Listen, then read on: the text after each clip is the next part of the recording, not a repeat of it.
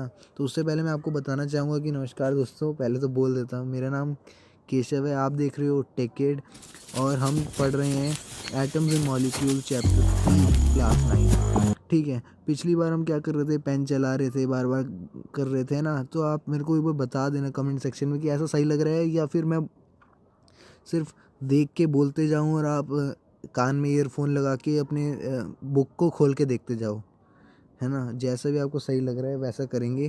कि अगर आपको लग रहा है कि मैं इसमें ही समझा दूं और पेन चलाते रहूं साथ साथ जो हम लाइन पढ़ रहे हैं, या अगर आप ऐसे में भी कंफर्टेबल हो कि मैं सिर्फ देख के बोल रहा हूँ और आप अपनी बुक को देख रहे हो और एक पॉडकास्ट की तरह सुन रहे हो, है ना।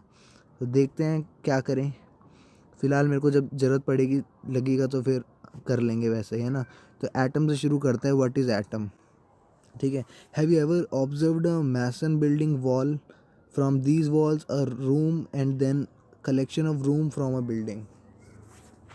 तो क्या होता है कि हम मैसन को देखते हैं कि वो वॉल बनाता है and then collection of room से, मतलब ब्रिक से वॉल बनाता है, वॉल से रूम बना, है ना, पूरी बिल्डिंग बना देता है एक तरह से। What about the building block of anthill? और आंट हिल का बिल्डिंग ब्लॉक क्या होता है? एक small grains of sands, sand की स्मॉल ग्रेन्स, है ना। Similarly the building blocks of all matters are atom. तो इसी तरह से सभी मैटर्स के बिल्डिंग ब्लॉक क्या होते हैं? एटम्स होते हैं। ठीक है। How big are atoms? तो एटम्स कितने बिग होते हैं? Almost every small, they are smaller than anything that we can imagine and compare. Stacked would make a layer barely as thick as a sheet of paper. तो ये है atomic radius, is measured in nanometer. ठीक है, nanometre यानी बहुत ही ज़्यादा छोटा यार। 10⁻⁻⁹ समझ लेना, 10⁻⁻⁹ मीटर, नेगेटिव मीटर, है ना। तो ये रिलेटिव साइज दे रखा है हमें। एक एटम, हाइड्रोजन का एटम सबसे छोटा 10⁻⁻10 तक होता है। वाटरमेलन कितने का होता है? हम ये उसकी बात कर रहे हैं, रेडियाई की, 0.1। मतलब इनके एटम्स की बात हो रही है। आंट आंट का एटम कितना, ग्रीन सैंड ग्रेन का एटम कितना होता है? हर किसी के एटम फ़र्क पड़ता है ना। तो वाटरमेलन का एटम भी 10⁻⁻1 होता है। मतलब इस वो भी इतना छोटा होता है। आगे बात करते हैं कि we might be thinking that if atoms are insignificant in size, what should we care about them? Why should we care about them? This is because our entire world is made up of atoms. We may not be able to see them, but they are there and constantly affecting whatever we do. Through the modern techniques, we can now produce magnificent image of surface of element as shown as atom. ठीक है, तो क्या बोल रहे हैं ये कि जब भाई कोई इतनी छोटी चीज़ है, हम उसके उसके बारे में चिंता ही क्यों करें।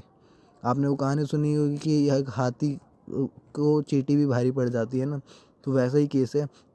हर एक एटम को समझना ज़रूरी है। मतलब हम जितना डेप्थ पे जाएंगे उतना हमें एक्सप्लोर कर पाएंगे। ठीक है, तो आजकल तो इतनी टेक्नोलॉजी बढ़ गई है कि सिलिकन की देखो शीट कितनी बढ़िया से बना रखी है ना। Image of surface of silicon, इसको बहुत उससे जूम करके वगैरह से देखा है, तब जाके ऐसे दिख रहा है सिलिकन के सरफेस को। ठीक है। What are the modern day symbols of atoms of element? तो अब मॉडर्न डे सिंबल्स पे बात करते हैं हम कि क्या होते हैं।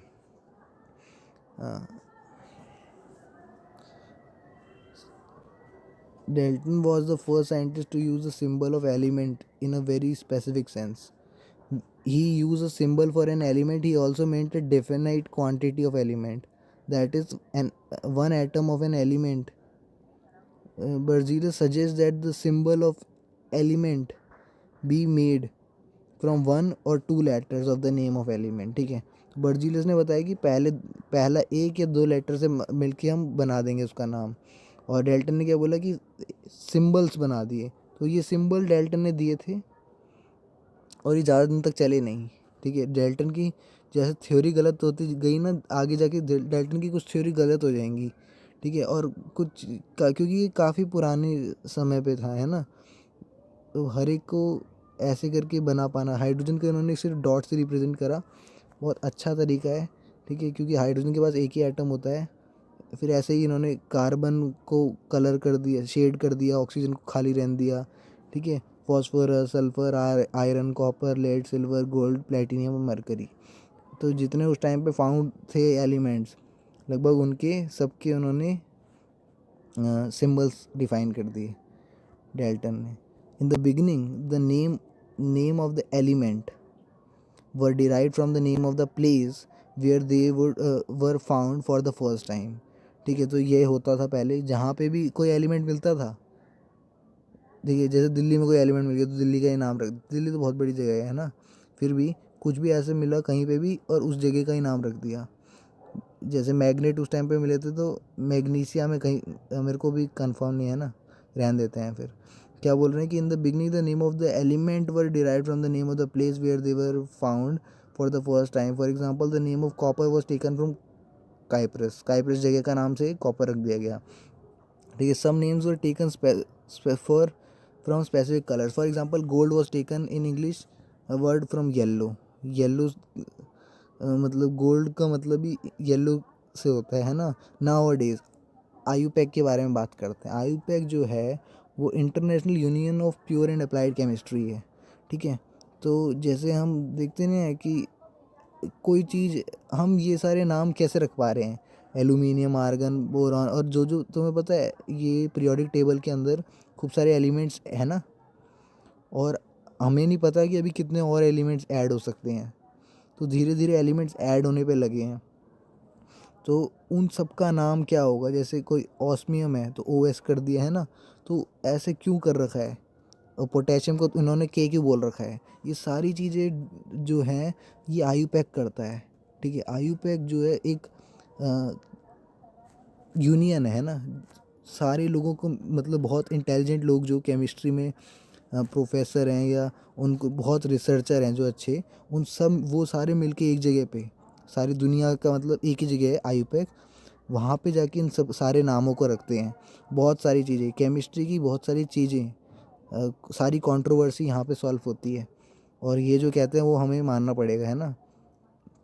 जैसे यूके में कोई अलग इंग्लिश बोलता है तो वो वहाँ मानते हैं लोग, ऐसा ही कुछ है यहाँ पे केमिस्ट्री में, इनकी बातें मानी जाती हैं। Approve name of element, many of the symbols are first one or two letters of the element name in English. The first letter of the symbol is always written in capital letters. तो पहला letter हमेशा upper case होता है, capital होता है, और दूसरा letter smaller होता है। हाइड्रोजन का पहला लेटर एच है, ठीक है। अब एच के बाद वाई आता है तो वो लिखा नहीं है, ठीक है, ये ध्यान देना। अब उनकी मर्जी होती है, ठीक है, कुछ भी करो। एच लगा दिया इन्होंने, फिर एल्यूमिनियम के लिए ए एल लगा दिया, एल कैपिटल नहीं है। कोबाल्ट के लिए सी ओ लगा दिया, ठीक है, नॉट सी ओ। सी ओ नहीं कह सकते कोबाल्ट को, क्योंककि सी क्या होता है कार्बन, ओ क्या होता है ऑक्सीजन, दोनों कैपिटल है ना, तो कार्बन मोनोऑक्साइड कह देंगे इसको। अभी आप आगे पढ़ोगे, कार्बन मोनोऑक्साइड कहते हैं सी ओ को, ठीक है, फिलहाल रहने दो। सी ओ कोबाल्ट को ओ छोटा होता है। Symbols of some elements are formed from the first letter of the name and a letter appear later in the name, ठीक है। क्लोरीन Cl, जिंक Zn, ठीक है। और देख रहे हो क्लोरीन में L जो है वो तीसरे नंबर पे है, और जिंक में भी तीसरे नंबर पे N, तो वही है, कुछ में नाम ऐसे होते हैं। धीरे धीरे आप देखते जाओगे तो फिर याद होते जाएंगे। इसमें कोई ऐसे क्यों करा, किस लिए करा, ये तो उन्होंने स्पेसिफिक कर ही रखा है, ठीक है, समझने के लिए। Other symbols have been taken from the name of elements in Latin, अच्छा कुछ जो सिंबल है वो लैटिन नेम से लेके बने हैं। For example the symbol of iron is Fe. Fe iron तो आई से शुरू होता है, एफी क्यों कर दिया, है ना। तो वो ग्रीक वर्ड है, फेरस कहते हैं शायद, है ना, फेरियम, फेरियम लिखा है यहाँ पे। आयरन जो है उसका ग्रीक नाम फेरियम था, तो इसलिए एफी कर दिया। फिर सोडियम का एन क्यों बोला, क्योंकि नेट्रियम। पोटेशियम का के क्यों बोला, केलियम, ठीक है। तो ये सारे नाम याद रख लेना कि ये ग्रीक नाम है, ठीक है, इसलिए वजह से इनको ऐसे बोला जाता है। आगे therefore each element has a name and a unique chemical symbol, her element का एक नाम होता है, यूनिक केमिकल सिंबल होता है, ठीक है। फिर बोला गया है कि the above table is given for your reference, whenever you study element do not memorize, go one by one with assigning carbon and atom mass, अच्छा अच्छा ऊपर से पढ़ेंगे। The passage of time and repeat usage will automatically be able to produce symbol, reproduce symbol, ठीक है। Atomic mass के बारे में बात करते हैं। The most remarkable concept of Dalton atomic theory was posted as atomic mass. इस उनकी थ्योरी के हिसाब से कि उन्होंने एटॉमिक मास को डिफाइन करा। The theory could explain the law of constant proportion so well the scientist were prompt to measure the atomic mass of an atom. तो थ्योरी डेल्टन इतनी अच्छी थी कि साइंटिस्ट जो है मास निकालने पे लग गए थे एटम का, है ना। Since the determine the mass of individual atom was relatively difficult, relative atomic mass was determine. तो रिलेटिव एटॉमिक मास निकाला गया। अब साइंटिस्ट एक पर्टिकुलर एटम को तो निकालना, मास निकालना बहुत मुश्किल है, तो हमने क्या करा, रिलेटिव निकाला। रिलेटिव मतलब जैसे हम अर्थ से स्टार का डिस्टेंस बता देते हैं कितना दूर है अर्थ से स्टार, तो वो रिलेटिव डिस्टेंस होता है, एग्जैक्ट नहीं होता है ना, तो उसके आसपास होता है, निकालने का तरीका होता है। तो एक जर्नल उन्होंने निकाला, उसको रिलेटिव एटॉमिक मास बोला, using the law of chemical combination. Chemical combination law का यूज़ करके मास निकाल दिया। आगे let us take the example of compound. देखो CO मतलब कार्बन मोनोऑक्साइड, है ना, अभी बात हुई थी हमारी। Formed by carbon that is and oxygen. It was observe experimentally that 3 gram of carbon combines with 4 gram of oxygen. 3 gram carbon जो है वो 4 ग्राम ऑक्सीजन के साथ मिल जाएगा, है ना। और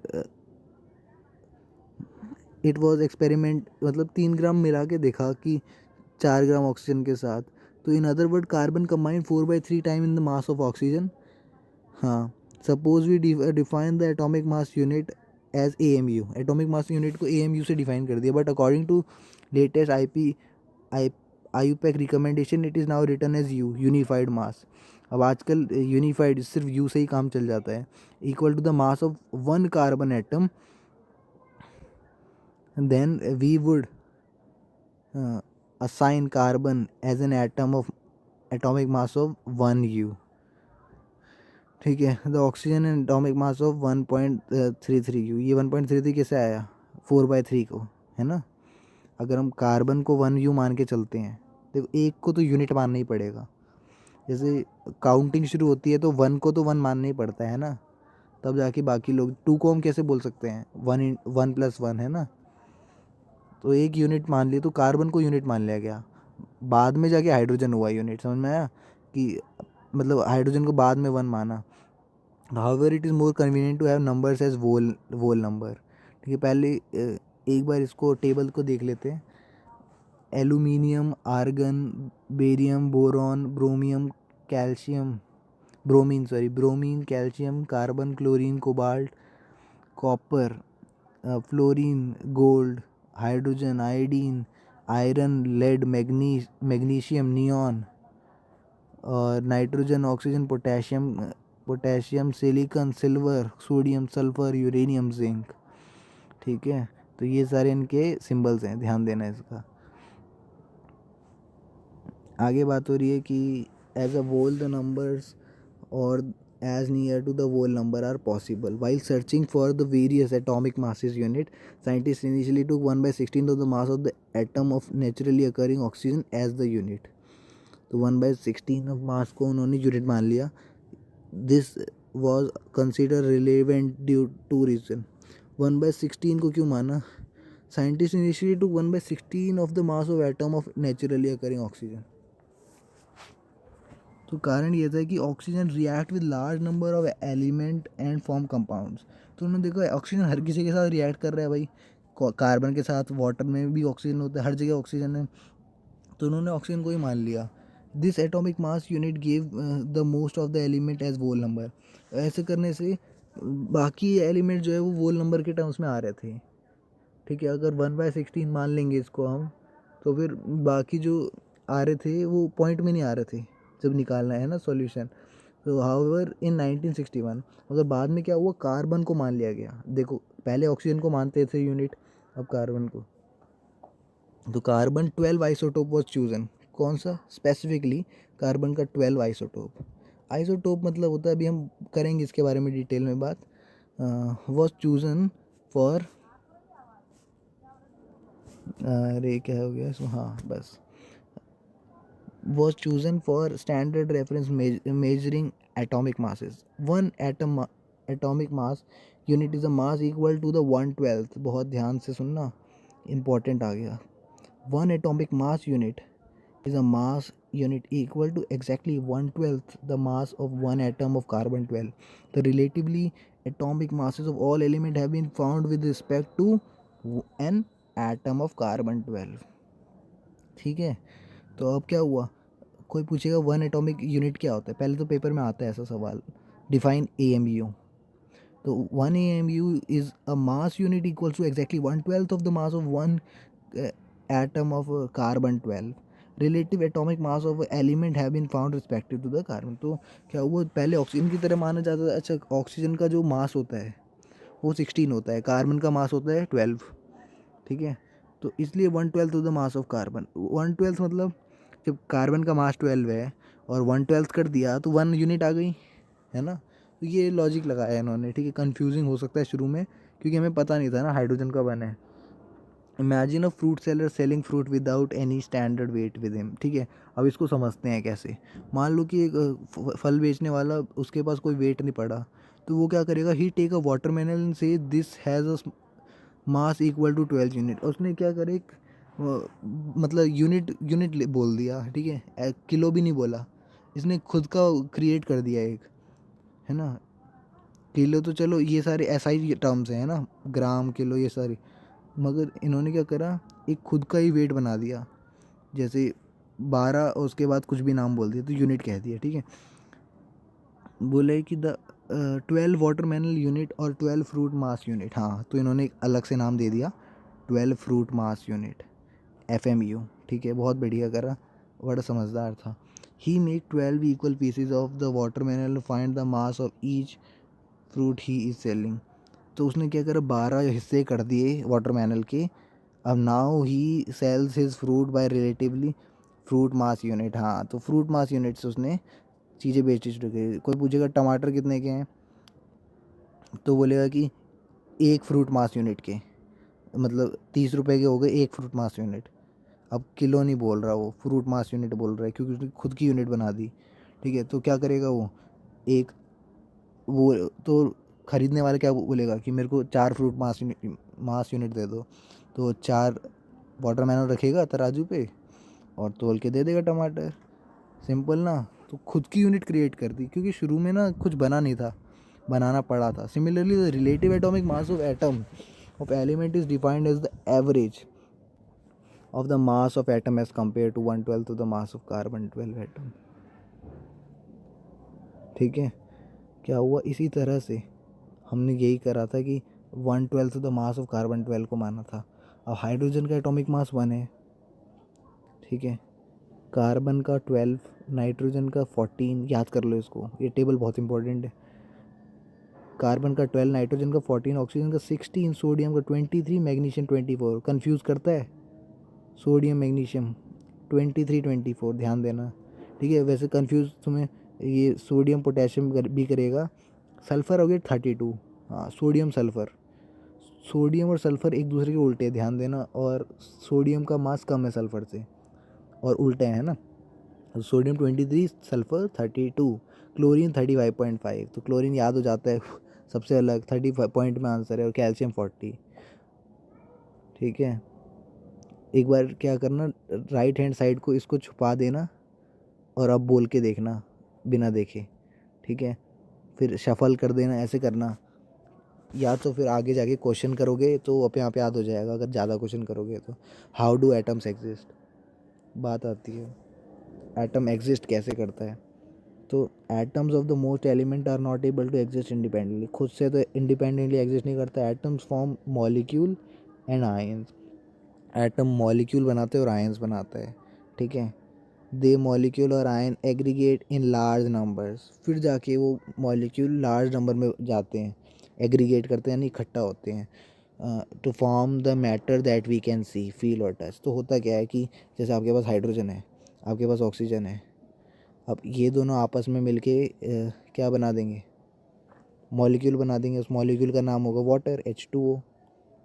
अब ये वाटर के मॉलिक्यूल स्टेबल हैं और खूब सारे वाटर के मॉलिक्यूल मिलके आपको पानी बना के दे देते हैं, जिसको हम टच कर सकते हैं, फील कर सकते हैं और देख भी सकते हैं, है ना। तो मॉलिक्यूल बना दिया। आयन बनाने का मतलब क्या है, जैसे नमक है, नमक क्या होता है, NaCl, क्लोरीन नेगेटिव होता है, सोडियम प्लस पॉजिटिव होता है, ठीक है। क्लोरीन, सोडियम एक मेटल है और क्लोरीन एक तरह से वो है, क्या बोलते हैं, मतलब नेगेटिव पोजेस करता है। तो ये एक आयन बना दिया, तो नमक को भी हम देख सकते हैं, खा भी सकते हैं, फील कर सकते, टच कर सकते हैं ना। तो इस तरह से ये कंबाइन होके बनते हैं। तो एटम जो है आपस में नहीं रह सकता खुद ही। अब मॉलिक्यूल क्या होते हैं देखते हैं। मॉलिक्यूल ऐसे मैंने अभी आपको बता भी दिया। A molecule is in general a group of 2 और more atom that are chemically bonded together that is tightly held together by attractive forces, ठीक है। तो मैंने अभी अभी देखा हमने कि वाटर भी एक दूसरे के साथ जुड़ रखे थे। A molecule can be defined as the smallest particle of an atom or a compound that is capable of independently existence and shows all property of that substance. Atom of the same element or different elements can join together to form a molecule. तो क्या बोला इन्होंने, पहली बात तो paper में आ सकता है कि एटम वर्सेस मॉलिक्यूल क्या होता है। आप मुझे बता दो कि एटम और मॉलिक्यूल में क्या अंतर है। तो हम बता देते हैं कि एटम जो होता है वो स्टेबल नहीं होता अक्सर, ठीक है। ऐसे नहीं कह रहा कि सारे ही नहीं होते, है ना, बहुत होते भी हैं, जैसे हीलियम हो गया, नियॉन हो गया, है ना, ये सारे स्टेबल होते हैं। फ़िलहाल हम इनकी बात नहीं करते हैं। एटम्स जो होते हैं वो अनस्टेबल होते हैं, तो वो क्या करते हैं, आपस में भाई भाई बन जाते हैं, ठीक है। जैसे आपके पास हाइड्रोजन है, ये भी हाइड्रोजन है, ये कह रहा है भाई मेरे को वो चाहिए, एक एटम चाहिए था भाई, और मैं बोला ओके भाई आ जा साथ में। तो ये दोनों मिलके क्या बना देते हैं, H2 बना देते हैं, है ना। तो ये एक मॉलिक्यूल हो गया। ये H2 इंडिपेंडेंटली एग्जिस्ट कर जाएगा। सिमिलरली पानी के साथ भी होता है H2O वाला, है ना। तो क्या होता है कि मॉलिक्यूल होते हैं वो स्टेबल होते हैं। कहने का मतलब है एक कंपाउंड है, ठीक है, उसके अंदर मॉलिक्यूल होते हैं जो, या एक पूरा का पूरा सिस्टम है, उसके अंदर हर एक मॉलिक्यूल स्टेबल होगा आपस में, ठीक है। उसको कहते हैं मॉलिक्यूल स्टेबल। एटम जब स्टेबल होने के लिए एक दूसरे के साथ कंबाइन होते हैं, या सेम के साथ कंबाइन होते हैं, या डिफरेंट के साथ कंबाइन होते हैं, तब एक मॉलिक्यूल बनता है, ठीक है। तो यहाँ पे इंपॉर्टेंट लाइन है बहुत, the molecule can be defined as the, ठीक है, ये याद कर लेना मॉलिक्यूल की line. A molecule can be defined as the smallest particle of element और compound that is capable of a molecule is can be defined as the smallest particle of an element or compound that is capable of independent existence and shows all properties of that substance. An atom of the same element or different element can together form a molecule, ठीक है। तो molecule बनाने के लिए दो element की जरूरत, same element या डिफरेंट एलिमेंट के मिलके मॉलिक्यूल बना देते हैं। और अब आता है molecules of element, what is ion, लंबा चैप्टर, ठीक है। चलो इसको सेकंड पार्ट में करते हैं, लंबा जा रहा है ना, मतलब इसका तीसरा पार्ट और बन जाएगा, क्वेश्चन आंसर का अलग पार्ट वगैरह करेंगे, ठीक है। तो अभी व्हाट इज़ मॉलिक्यूल तक हो गया है।